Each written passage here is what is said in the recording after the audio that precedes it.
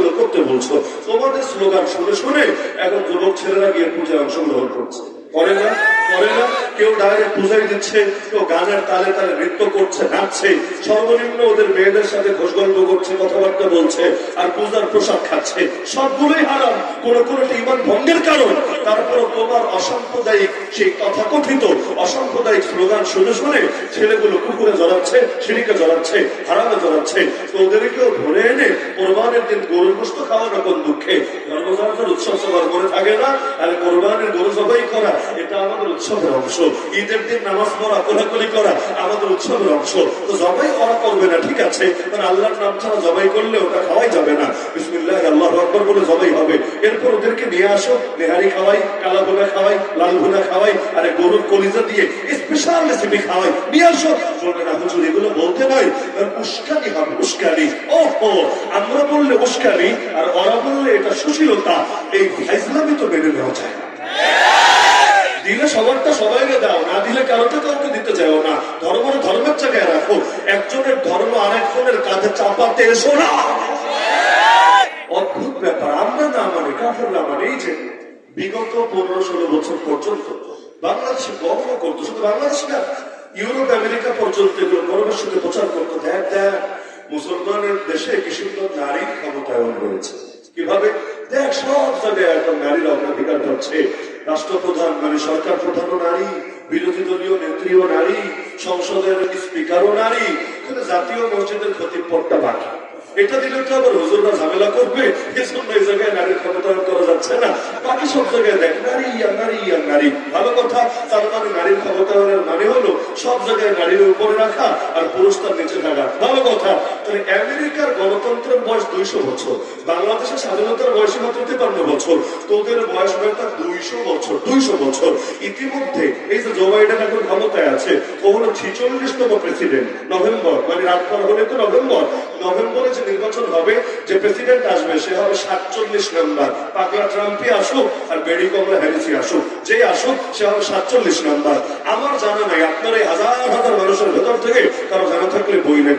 এই 200 বছরের ইতিহাসে 46 জন প্রেসিডেন্টের মধ্যে ভুলেও কখনো একজন নারী এনেছিল কিনা রাষ্ট্রের মূল পদে? পারলে আমার বলেন। আমার জানা নাই, আপনার জানা না থাকলে গুগলে সার্চ করে দেখেন, তথ্য পান কিনা? পাবেন না। 200 বছরের ইতিহাসে 46 জনের ভেতরে একজনে বলতে পারেন হুজুর এটা না আসার পেছনে তো এমন হতে পারে যে আনছে সে মূলত চাচ্ছে না, ব্যক্তির সমস্যা। আমি বলবো এই যুক্তি টেকে না।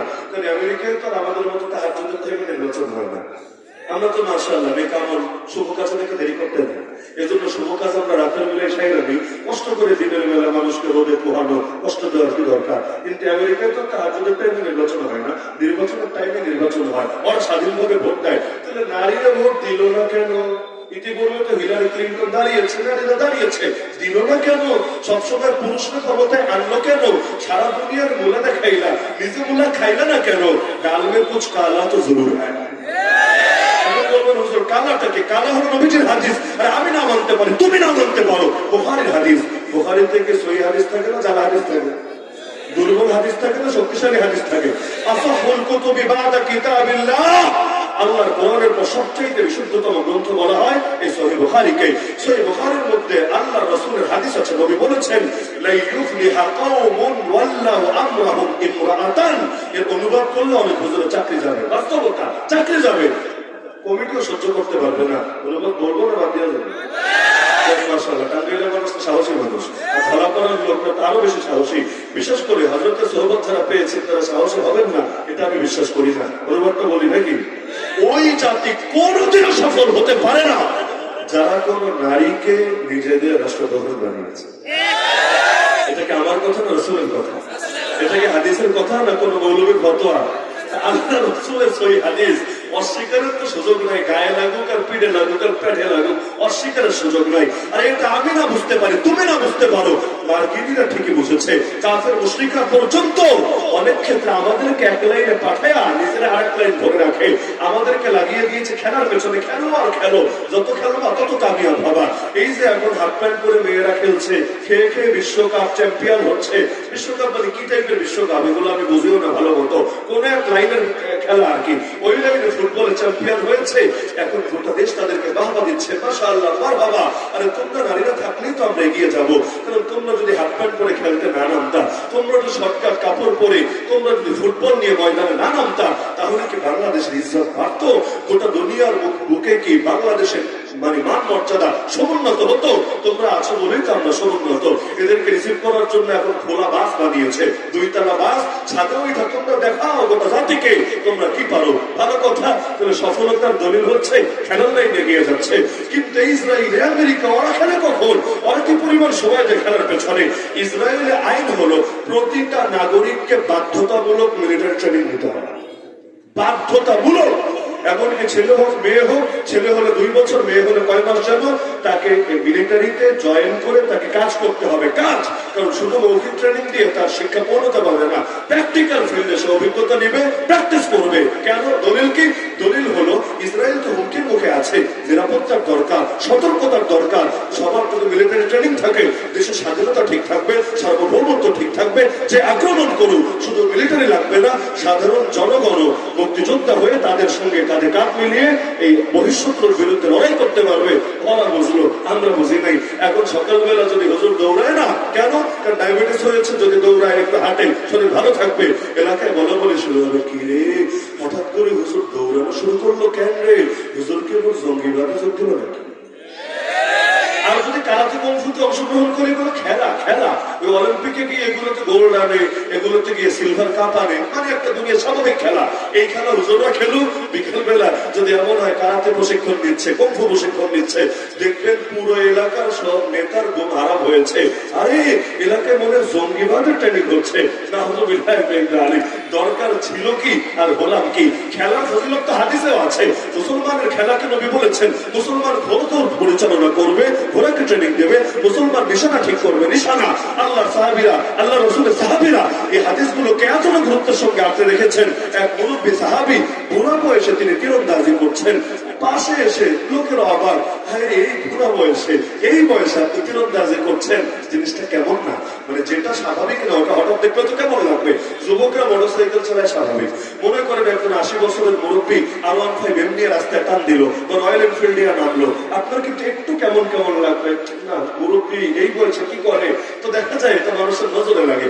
এই বয়সে উনি তীরন্দাজি করছেন, উনি না মসজিদে বসে আল্লাহ আল্লাহ করবেন, জিকির আজকার করবেন। অবাক লাগলো, জিজ্ঞাসা করলো, তিনি আল্লাহ রাসূলের হাদিস শোনালেন যে আরে এই বয়সে তো কষ্ট হয় আমারও, কিন্তু নবীর হাদিস তো আমাকে বসে থাকতে দেয় না।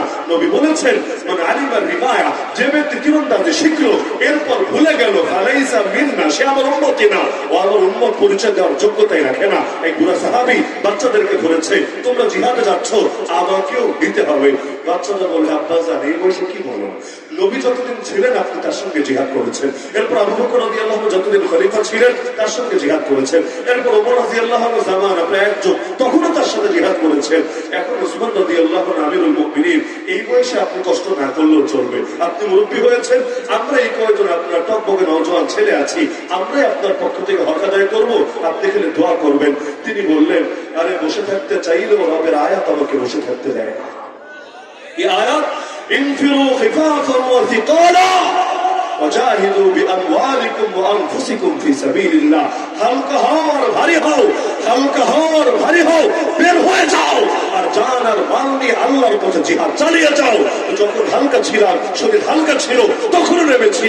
এখন বয়স হয়েছে, শরীর ভারী হয়েছে, তাতে কি? রাম আমাকে নামতে বলেছে, আরে তোমরা আমাকে বাধা দেওয়ার কে? আমাকেও তোমাদের সাথে ময়দানে নিয়ে যেতে হবে। আমরা তো লোকের গালির ভয়ে ইসলামের কথা ছেড়ে দিই, অথচ দরকার ছিল মুসলমান শুধু একটা জিনিস চিন্তা করবে, আল্লাহ কি বলবেন, আল্লাহ কি ভাববেন।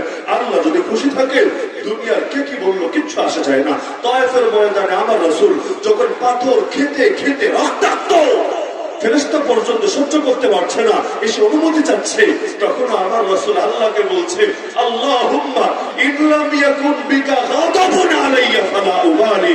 আল্লাহ, আমার উপর যদি আপনার রাগ না থাকে, ক্ষোভ না থাকে, ক্রোধ না থাকে, আমার কোনো কিছুতে কোনো পরোয়া নাই। কে মারলো, কে ধরলো, কে ফুল দিল, কে পাথর ছড়লো, কে গালি দিল, কে বলে দিল, কিছুতে কিছু পরোয়া নাই।